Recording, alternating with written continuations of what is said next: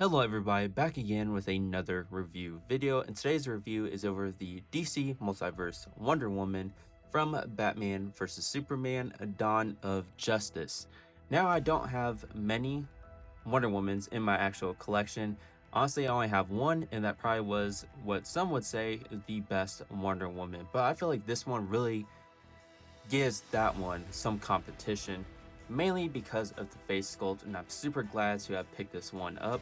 Honestly, in person, it looks 10 times better than it does through a video or just through an image online. But let's get right into it. So as you can see, it is a 12 plus here at the top, just like every other figure, and then a 22 moving parts as well. And it is a little bit different of a box. As you can see, it has, instead of just the regular black, it has kind of like the Batman v Superman. I say versus just because that's what I think of when I say CV. But anyways, it's a little bit different of a box because you see this color on the side, which I think makes it unique, and I wish they kind of change it up ever so often, just like they did for this one. As you see, Wonder Woman, Batman v Superman, a Dawn of Justice with that logo. And then here on the back, you're gonna get just kind of like a regular art, really just a photo from that movie that they potentially enhanced and did a little bit with to make it a little bit special. And then here on the side, you're just gonna see Wonder Woman, nothing special. Always the most boring part of the actual box is this side. And then I guess might as well show off the top, just has the logo right there. And then here at the bottom, if you so happen to need it, here is the actual barcode. But with that being said, let's get right into this figure. Before I get into everything when it comes to the accessories and the actual figure, I want to point out, I think this is pretty cool. It has this nice design on the inside as well. So it's definitely a big change compared to regular McFarlane figures or regular releases. I think this is very nice, and they definitely should change it up every so often. As I partially mentioned when it came to the design of the box, I think this is very cool and gives it more of a special feel and look. Starting off, the first thing you're going to get is the typical black display stand from McFarlane. Same thing we've seen time and time again, nothing special, although the box was special. And the next thing that we're all used to is the typical card. Same art, or photo should I say, on the back of the box. And then here's a little read up. If you feel like reading it yourself, go ahead and pause the video. But furthermore, getting into the actual accessories, some pretty great accessories, but I'll start with the smallest one, pretty much the one that should do something but doesn't, and that is the lasso of truth. It's just plastic, you can't just peel it apart to use it as an actual lasso, so it's kind of bland, nothing special, but at least it's not string, I guess, where you have to kind of keep it all together and rolled up. But I wish they could make it a play feature in some way in the future, so therefore it's not just a golden lasso that's bunched up, but at least you can hook it on to the hook that's on the side of the actual figure. And next thing is going to be her sword, which I'll pick up here. Here is the sword, just a regular silver color there, as you can see. And then getting down to the nitty gritty, here is the actual grip in a nice blue with some texturing there, pretty nice. And then here's some gold right here as well at the top of the actual handle and at the bottom. Nice designs going there. Makes it a little special, and of course obviously it's a little bent because it was in the box, so that's just something you'll have to heat up to straighten out yourself. And same thing comes when it comes to being bent for the actual shield. It's a little bit bent, as you can see up here at the top. It's a little deformed, but at least there's a nice design right here. I think that's very, very nice, very special. And then you can see just the language as well here around the actual shield itself. And then there is the handle, or really where you're just going to slide the arm through for her to actually hold. Great addition and some great accessories, if I say so myself. Now getting into the figure, there was something that kind of let me down when I looked into it. So as you can see, I'm just going to hold it right here for a few seconds and see if you can point something out. Alright, let me get into it. So I really like the face sculpt because it is fantastic. As you can see, I think all the details there, it's amazing. But you can probably see how the skin tone does not match from the face onto all the skin everywhere else. It's kind of like a, I don't know what to say, really like matte tone, which is great. It's not glossy to actually really look like it's plastic, but it does not match the face. And I feel like there's kind of, the more I look at it, in some areas it almost looks like there's 3 different skin tones going on. Like up here seems to be a little bit different from per se the arms, as it's a little more matted. And there's a lot of different skin colors and tones going on here, which make the figure ugly. I mean, they probably the best face sculpt. I'm stumbling on my words just because I'm about to rant, but probably the best head sculpt or face sculpt we've seen at all when it comes to an actual Wonder Woman, which is why I haven't added any or many to the collection from the past releases when I got into collecting. And even better than the classic Wonder Woman, I would say. They did a great job, but then they cheaped out on the rest of the figure trying to match it, and that really just makes it look trashy. And I mean trashy. I cannot put enough emphasis on that. Really, they fumbled when it came to doing so well, and then the rest, they became lazy. I have no idea why they did that. If they would have matched the skin tones, probably would have been one of the best Wonder Womans, if not the best, or even best figure of the year, with all the special packaging, special inside, and just the nice face sculpt. So that's a big bummer and disappointment to see. They really fumbled there, and I'm sorry I went on a little rant, but I had to say that, and I'm sure many of you are probably going to criticize it as well, with it being that. Anyways, getting into the detail, I like the nice shiny paint application here.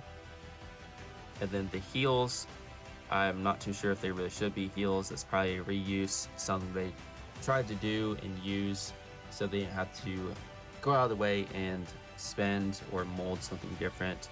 So I have to look into it closer behind the scenes, but it is what it is. And you got the shiny boots as well with the more detailing up here. You can see here in the midsection, you got the nice, I don't know what to call it, skirt piece or skirt armor, however you want to say it or call it, going around with some nice texturing as well, as you can see here on the camera. And then going on to the back, same thing goes. And then here is the clip that I mentioned for the actual lasso. Then here is the actual torso area, and a nice shiny red as well. Doesn't seem to be any paint application issues there, which I'm surprised about, to be honest. Then here are our gauntlets, just a regular kind of silver color, nothing special going on there. And then here with the glove part, a little brown right there, so that's also nice to see. And the hair also is a nice kind of matted down color or appearance. There's no glossy areas that make it look obviously like plastic, which is great in my opinion. But yeah, looking even more into that face sculpt, I mean, yeah, you could not say yourself or try to tell yourself this is not the best Wonder Woman head sculpt by any means whatsoever. I think this blows all the others out of the water, even the classic one, because the classic one kind of looked manly, if I'm being honest.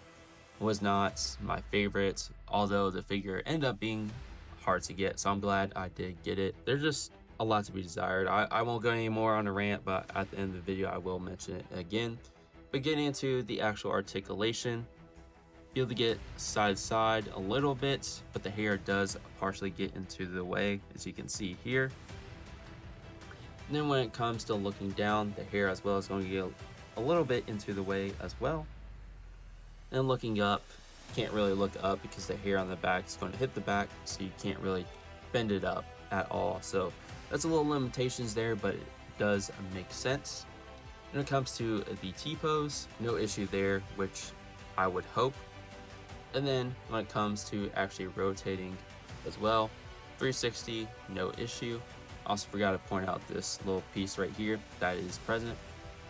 And then when it comes to the bicep cut, rotation there, no issue. And then when it comes to the actual elbow, there you go, full and 90 degrees. And when it comes to the actual wrist here, be able to get the rotation to go up, well, 360, there you go. I'm not sure if I already mentioned that, but anyways, going up, be able to get it to go this much, so a decent amount. And then down about this much. It's kind of going out of place when you pulled it down a little bit, so that's why I bumped it back. And when it comes to the actual bicep crunch, or not bicep crunch, ab crunch, there you go. But it does expose the inside, which is always a negative from me. They really just need to fill that out. And then it comes to rotation, there you go, full movement there. And then when it comes to going forward, there you go, about this much. Then the lower waist area, full rotation, as you can see as well. No issue. Nothing seems too loose, which is a good sign. And when it comes to the splits, there is going to be restriction because of the actual skirt piece. So there you go. It's about as much you're gonna get. And when it comes to the actual knee, that's about as much as you're going to get here because of this being in the way. And when it comes to the actual ankle, side to side, no issue there. And it goes down about this much. And then up about this much.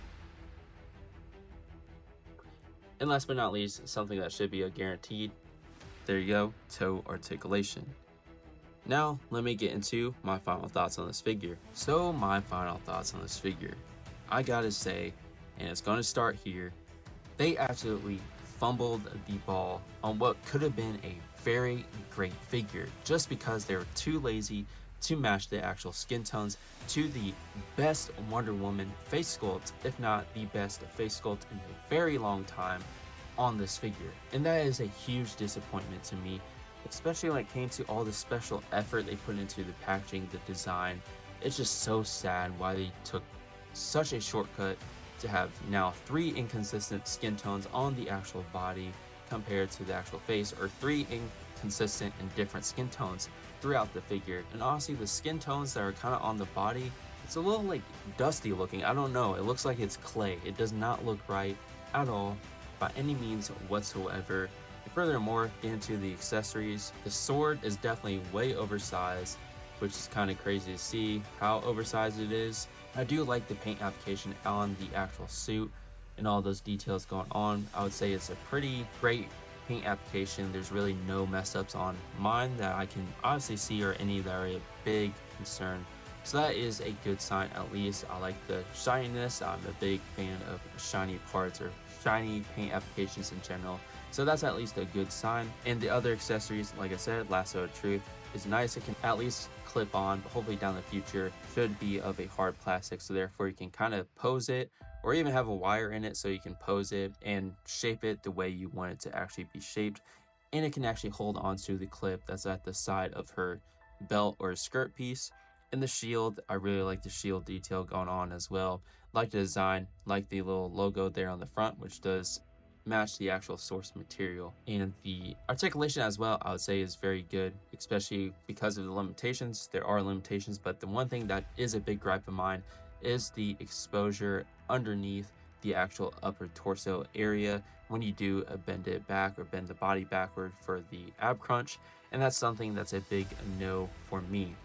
Now, if I were to rate this figure, oh man, I thought it was going to be a lot better than honestly what it came to be when I looked over it more and did this review. So I have to go with probably a 6.8 out of 10. It's kind of a disappointment. It really could have been the best Wonder Woman if they just simply put more effort into matching the skin tones and not being lazy in that aspect. That's going to wrap up today's review. If you did enjoy this review, please like, comment, subscribe down below for more future content. But until then, I'll see you in the next video. Peace out.